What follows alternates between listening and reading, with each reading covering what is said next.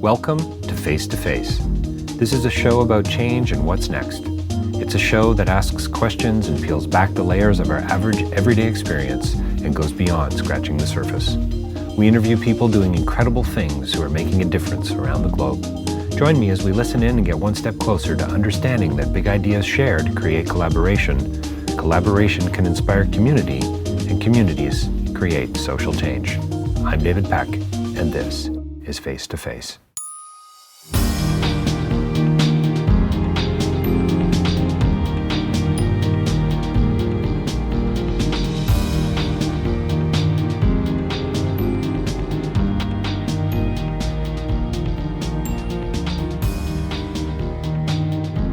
So my interview today is with Jessica Ann. She's with Jessica Ann Media. She's written a book recently called Humanize Your Brand, How to Create Content That Connects with Your Customers. Sounds corporate, doesn't it? And in truth, it is. But Jessica Ann sort of gives herself away in a really fun, delightful, engaging way. And I hope you're going to stay tuned. We talk about creative storytelling. We talk about content marketing and how culture is so important. We talk about risk, and we talk about mindfulness. We talk about creating art instead of creating advertising. We talk about this thing called human content and how we need to strive to be human and self-aware. And Jessica has lots of great things to say. She works in content creation, and how cool and how interesting is that?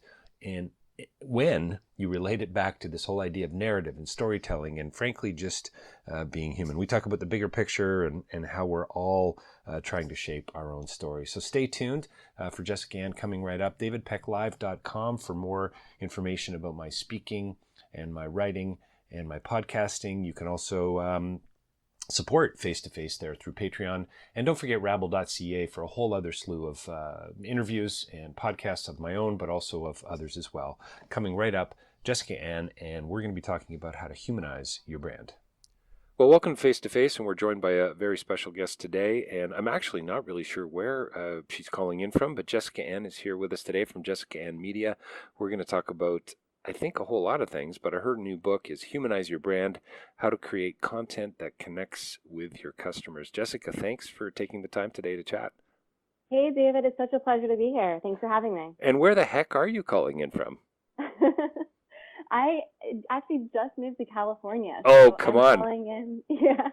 I'm calling in from Venice Beach, California. Oh, you're breaking my heart. Are you going out skateboarding later or something like that? It's funny, the skateboard area is like blocks away from where I am, and the ocean's a block away. So man. I could be there within the next hour or so. I'm Jessica, I'm 51 and I still wear Vans shoes because you're so hip. I was a crazy skateboarder in my teens, and I've got a few broken bones and a couple of concussions to prove it. So it's No way. Yeah. You fit right in here. Yeah, I bet the temperature I'd fit right in with too. So wow, good for you. That's amazing. Nicely done. So let's get right into it then. I mean, so you can I call you a consultant?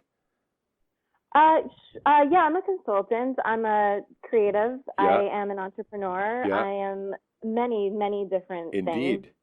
So, a consultant could be one of them. Yes. Absolutely. But your focus is content marketing, right? Correct. Yeah. So unpack that a little bit for my listeners. What exactly does that mean? Is that about, I've read some of your stuff. I've listened to a few other interviews with you. You talk about art and how art is going to have an impact on, I guess you could almost say, not only content but on the corporate world. There's definitely some connections there for sure. Absolutely. Yeah. Content marketing is the art of marketing your message. So I am fascinated by this concept because we are continuously sucked into so much screen time today. And there's really an art to conveying and creating meaningful media that connects our universal human experiences and emotions. If we don't do this, we risk losing ourselves along the way. We become almost these kind of cyborgs or robots. Right. And it's like, I don't want to go in that direction. I love being a human. I love sharing my experiences. That's a funny line. That's the soundbite. I love being a human. Yeah. Right? I mean, we have to think about this stuff. Sure. It could go down that path. And I'm open to being positive and really just being open to sharing those human experiences, because they are super important to today's content marketing scene, just the marketing and technology scene in general. So we're gonna come back to that human comment in a second here, because it clearly ties in with your latest book, Humanize Your Brand. But so content marketing. So you and your team are creating media that matters for companies. Exactly. Yeah. Okay. So blogs, podcasts.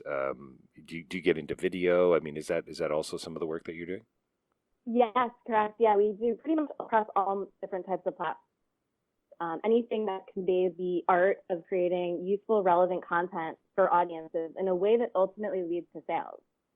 So that's how I see content marketing, and it really can be done on any different platform, including audio podcasts, video podcasts, as well as Medium articles. You know, the platform Medium has taken off recently, and I've been working one-on-one with visionary leaders who may not be the best writers, but they're awesome in their field, whether they're designers or engineers.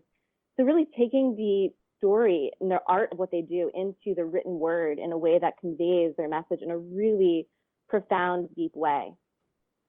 So you're saying you're working with people who have great ideas, great stories to tell, who may not be able to articulate them in a way that's going to connect with the audience that matters to their product, to their company, to their initiative. And I would imagine too, Jessica, you're not just working with for-profits, you're probably also working with nonprofits as well, I would imagine. Yeah, my focus isn't directly on nonprofits. I work with Fortune 500 companies and top-tier brands who want to humanize their message. But, you know, I have worked with nonprofit in the past, you know, and my background is in Washington, D.C., with a lot of nonprofits are there. So I have hands-on experience actually creating a video production studio from scratch for a nonprofit, as well as audio podcasts that were ranked in top of the top of iTunes chart. So, you know, I really work with a variety of different clients, depending on their needs, depending on, you know, really if the fit is right. I mean, I'll work with whoever the organization or the institution is. It really, it's about curing information overload, right? Because of, you know, the message needs to be the right fit. Well, and isn't it the kind of field too where I bet a lot of people think, oh, you know what, leave that with me. I can do that. We can write blogs, we can write podcasts, we can do video. But the truth is, you know, people specialize in things for a reason, and it seems to me that this is exactly the kind of thing that companies and nonprofits should be subbing out to people like you. Absolutely, because a lot of the times these companies just really can't see outside of themselves. Right. So I usually come in and shake things up, and they can get an outside perspective from someone like me who has kind of seen it all. Right. You know, I've seen so many different types of cultures, and I know where they're at and how I can help them. And I come in and shake them up and get them to share their message in a really unique way that really brings in ideal clients. So I want to come back to, so we've certainly I think we set the context pretty nicely here to who you are and what you do and so on. Are you afraid of technology at all? You know, you say you like being a human. I love that line about you. You know, that could be a great bumper sticker, by the way. Me too. Me too, and I think aren't those the greatest moments where you're with a community, you're with a group of people, you've shared a meal together, you come away going, wow, that was amazing, that was invigorating, that was awesome, it was entirely human. Right. Are you afraid of that going by the wayside, disappearing because we are becoming sort of addicted to our screens? I don't fear it. I thrive off of knowing that is possible, and I go the exact opposite way. Right. So I really, really strive to be human in all of my communications, and I really strive to really just to mentor, and that's what I write and I speak and I mentor my clients about, is how to create human content to resonate with your audience in a meaningful way. So when you say I interviewed a woman not long ago, Dr. Marie Swingle. She's written a book called small I dash mind, and she's a psychologist who's quite concerned about where we're heading in this sort of techno driven world that we live in, and the ubiquitous screen, and just constant access basically. And Mm-hmm. she wonders to what degree it's and even has some evidence to suggest it's rewiring who we are and the way we behave and so on. Right. Would you go that route? Would you be that sort of apocalyptic in a sense, or would you be more um, hmm, I don't know, creative, more positive, more sort of entrepreneurial about it, and say, well, hang on, yeah, we could go there, but if we start, you know, behaving this way, we actually could, it's a great tool, right? It's a connector, Mm-hmm. right? Well, it seems to me anyway. Yeah, absolutely. I think that it's important to be self-aware. And I think self-awareness is such a huge part of technology and mindfulness. I've been practicing yoga and meditation for over 11 years at this point, and I feel like we need to dive deeper into who we are at the core Mm, of our personality so that we can really understand the deeper meaning behind the technology and how it is affecting our future. I mean, there's so many different ways we can look and see what technology is doing to our brains. And you can see it on this philosophical level. Like, we need technology just as much as it needs us. So it's literally just kind of like using our human brains as much as we're using the technology behind it. right. Or you can look at it, at a really micro level and just say, all right, technology is there. I can disconnect, go in my other, universe away from, and put my phone in airplane mode and just tune out. And it really is it depends on you and how you want to use it to connect. And I think that it's important to acknowledge your fear, because anyone who is an intellectual or an academic is going to be a little bit dystopic in Mm, their mm, in their view of technology. I mean, you can't avoid that there is a certain amount of fear that's contributing to how we're using technology today. I mean, there are bots everywhere. Sometimes you don't even know if you're talking to a bot online. right. So, I mean, I think it really comes down to just knowing that that fear is there and even embracing it at some point Mm, so that we can tap into our human emotions that are constantly changing. Our emotions are constantly evolving based on the thoughts and beliefs of who you are. And when you embrace that fear, it's really easier to access the human emotions and experiences of who you are and your customers so that you can see the bigger picture of your story, so that you can tell it really where we are at in this moment in the present, and that we can evolve our minds and our technology to where we need to be in the future. yeah, I love what you say about seeing the bigger picture in the story. That's I think really insightful, and I think it's really hard to do. There's Yeah. so much noise, right? There's so much, how do you filter that? How do you say, well, this is worth doing and this isn't, when you're just, it's almost forgive the metaphor, but you're just kind of bombarded, right? With Mhm. images. I was playing a video game with my son a couple of days ago, and and we hit the pause button. I said, Spencer, look, it's hockey. We're being advertised to, and in the game itself, all these brands, within this animated hockey game, and I didn't see it. It was totally implicit. It was totally. But then, as soon as you recognize it, and you, like you say, you face it and you name it, then it's a little easier to maybe deal with. I don't know. Anyway, Yeah, yeah, it is. I mean, I think, and it includes being mindful of that, the right, fact that right, you are being marketed to. There right, are ads targeting you. And it comes down to who you are at the core, because it's not about how the world and how advertising is shaping you, but how you shape your story and right. your relationship to being mindful and aware of the changes that are happening, so that you can pivot and you can really get inside yourself to attune yourself to the vibration of who you are so that you can attract your ideal clients. What I heard you sort of describe your work on another interview where you said it's creative storytelling under the umbrella of humanity. Correct. Yeah. Yeah. hmm What does that mean exactly? So I like to describe it as human content. And this theory, this idea of human content, is an outward expression of who you are on the inside. Hmm. So there's this shift in marketing right now. It's a transformative shift that's happening. And, you know, the past used to be about sending these email blasts and telling people that you're so great and trying to persuade people to like you, and, you know, just that whole marketing approach of more and more and more, you know, Right. but getting bombarded with these messages. And the future of humanity and the future of marketing is doing less of that. We're living in almost a post-advertising world, dare I say it, where, you know, it really matters to be more human. Right. And it really matters to put the lens of humanity under every message that you send to the world, because it really comes down to the core of who you are, and if that's going to be resonating with your audience, you know, and not only with your audience, but does it resonate with you? If you're just doing things because you're supposed to and you're supposed to check a box, then that's not really being human. You're just another, you know, robot or someone in the pipeline doing what they're told to do.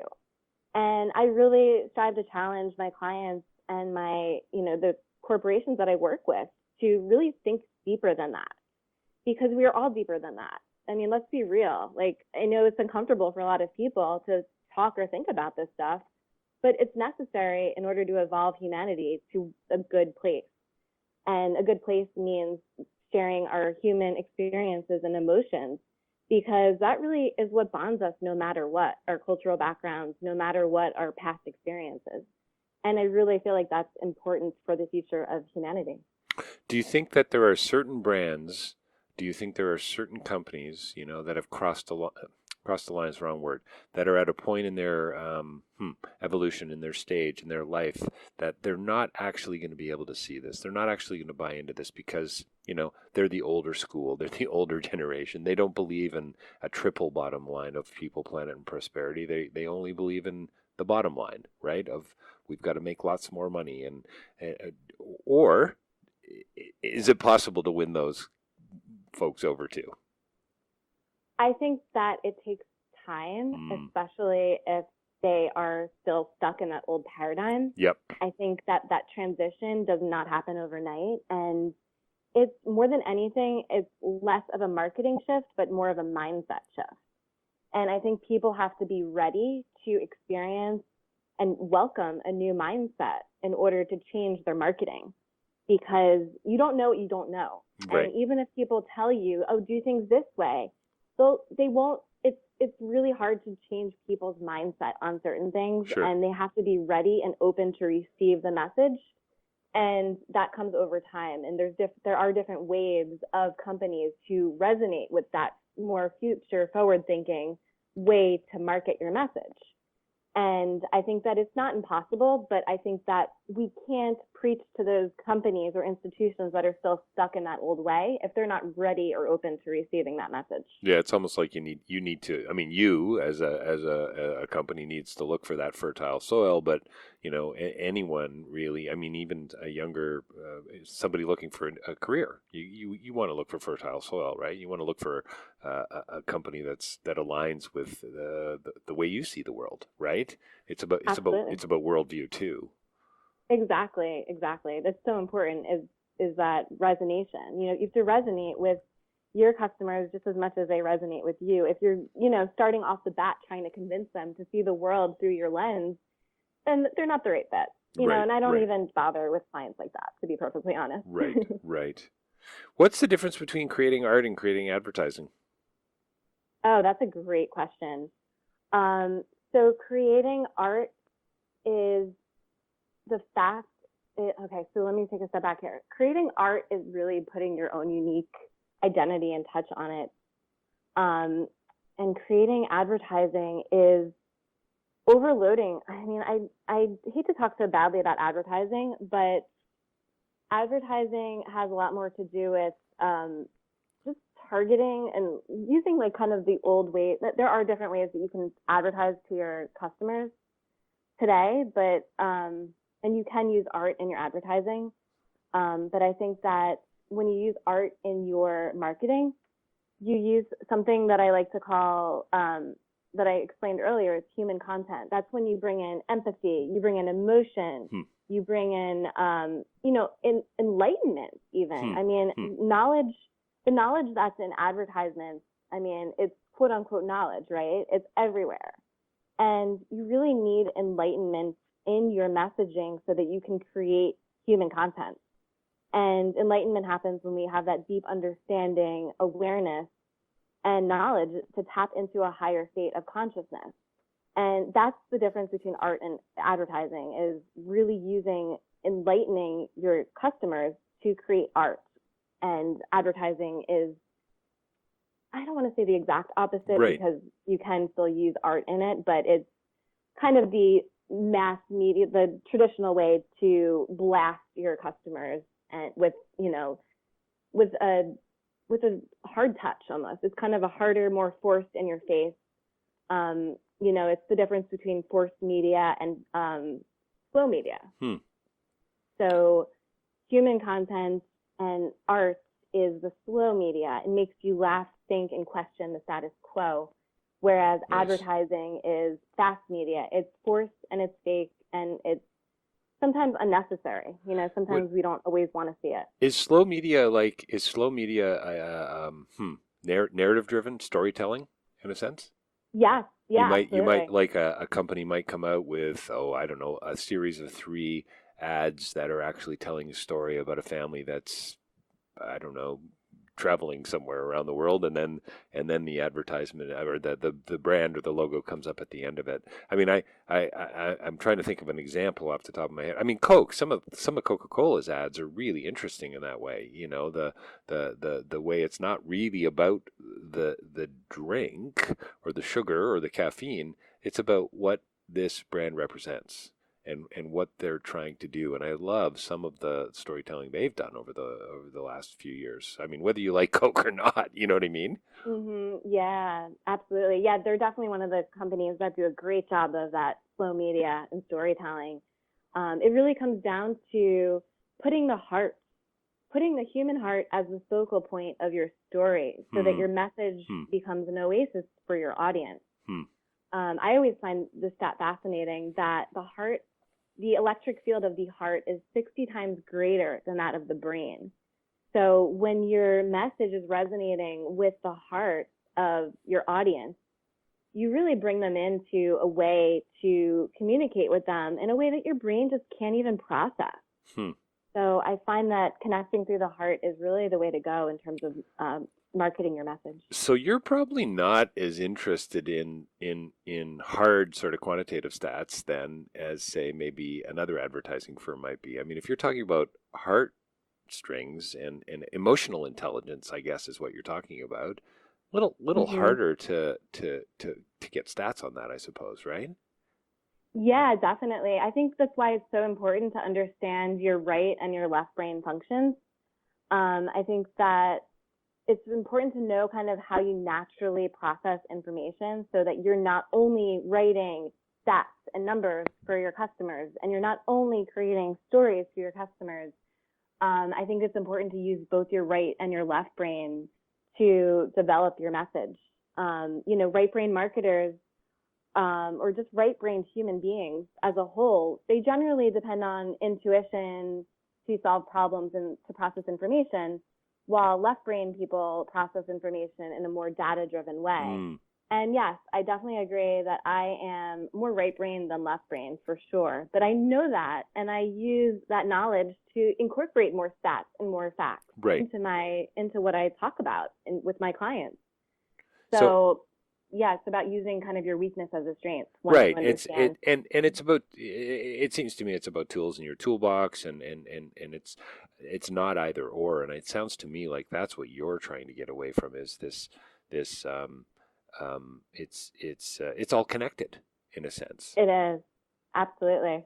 I mean, if you're talking about mindfulness and marketing, right? I mean, I do a bit of restorative yoga, and I absolutely love it. It's changed my life, and I wouldn't have made that connection, right? But it's kind of fascinating. Would you say younger generations? Would you say? Sorry, wow, did I ever sound old? Would you say millennials? Let's look at the millennials because you wear Vans. You're not that. That's right. I wear Vans. Hey, I still own that skateboard. I'm really proud of that thing, man. I still have it, and apparently, I found out that it's worth a lot of money if I wanted to sell it online. Awesome. Yeah, it's So pretty sweet. cool. I could use a skateboard. I want a skateboard. So You know what? Every time I see a guy go or a young woman go by on a board or a scooter, even these days, scootering is big. yeah. I want to hop on, but oh man, it would be just it would not be good for anyone, Jessica. Let's just put it that way. Yeah, bad You news. never know who Yeah. you will be left. What the millennials take a lot of heat, right? Yeah. They take a Uh-huh. lot of heat for all the things they're not doing and apathy and so on. I don't get that sense from you that you would buy into that, and it sounds to me like you would say, in fact, I think you have said that millennials are looking for companies that matter, companies that are making a difference, brands that are having an impact around the world. Can you talk to that a little bit? Absolutely. Yeah. So I think millennials, just as a whole, I mean, this younger generation that is consuming and creating content on the web, we're really unique and we're sarcastic and creative. I'm just going to build us up. Why not? Right? Yeah, go for it. We're awesome. We're idealistic, super connected, and we like to rally together to create more meaning in the world. And we also seek brands that can offer everything that we want in our lives. We Right. want experience, we want authenticity, we want social Mm. responsibility, and even better if it's a good value. So, I think it's really important to constantly be aware of how this younger generation is consuming this content because that's the majority of the population. I think I read a stat. It's like $1.4 trillion of the population is by 2020 is going to be spent by millennials. Wow. That's a huge amount of money being spent by this population. And they're really looking towards creating and consuming human content. So, like we were saying earlier, the traditional ways of marketing and advertising through television, through radio and newspapers had a pretty aggressive approach. It was like, buy this, buy this, buy this, Right. repetitively, like just a really high decibel level or in a large print.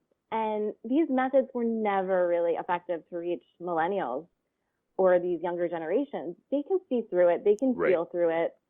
That's why I'm such a big proponent of human content. It's what makes a bigger impact. And it's one of the most effective ways to tap into this generation. Well, I mean, and Yeah. that so lines up with your comment about authenticity, right? And this, Right. yeah, Mhm. and Absolutely. and driven by story and driven by relationship. Yeah, it allows you to be relevant and informative, which gains trust in a really authentic way. Absolutely. Yeah, it sounds ridiculously hopeful, frankly. Mhm.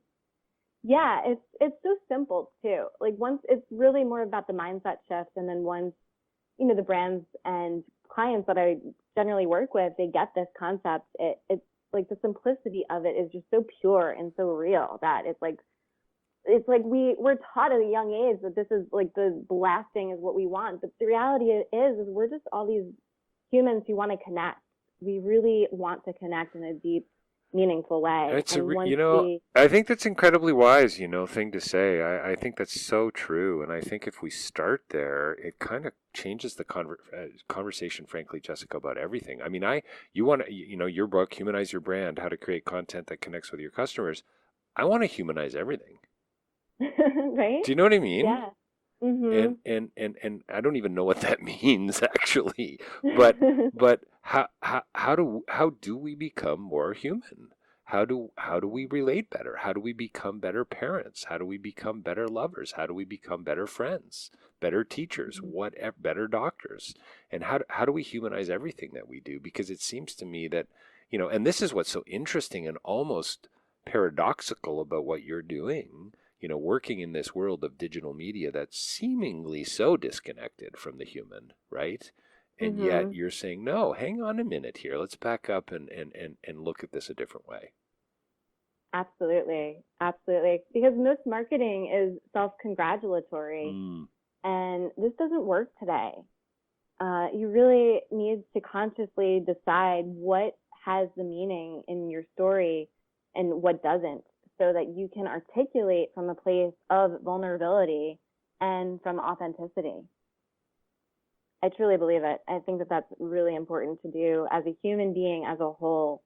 As a human, just anyone listening to this right now, just like wake up to the fact that you are a human being and other people need you and your services. What can you do today to cut to your core, to deliver a message to the world that speaks to your truth, that will also speak to the truth of anyone listening to you?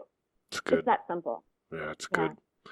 So just as we wrap up here, sadly, we have to come to a close. Who needs to buy your book? Visionary leaders who want to seek a transformative shift in business. If you're an entrepreneur or a marketer or anyone interested in evolving the human consciousness, I know that's such a deep thing to say, but it's really just about how to evolve who you are as a human being. My book, Humanize Your Brand, How to Create Content That Connects with Your Customers. It's available both on Amazon and on audible.com as an audiobook. Nice. Well, listen, thanks for your time today, Jessica. I really appreciate it. I love your passion and your commitment to this and that you want to make a living doing this, that you're not just doing it because it's a good and or right thing to do. You're making a living doing it at the same time. And I hope that's the future of all of us, really, that we can all kind of work in a similar way. It's, that triple bottom line, I think, is that people, planet, and prosperity that you seem to be living out so well. It's exciting. It's encouraging. It really is. And I wish you well with it. Humanize Your Brand, available at your local bookstore, but probably more importantly, in this case, your local digital bookstore. How to create content that connects with your customers. Jessica Ann with Jessica Ann Media here with us today. Thanks a lot. Hopefully we can do a part 2 down the road. Definitely. Thank you so much for having me, David. This was a blast.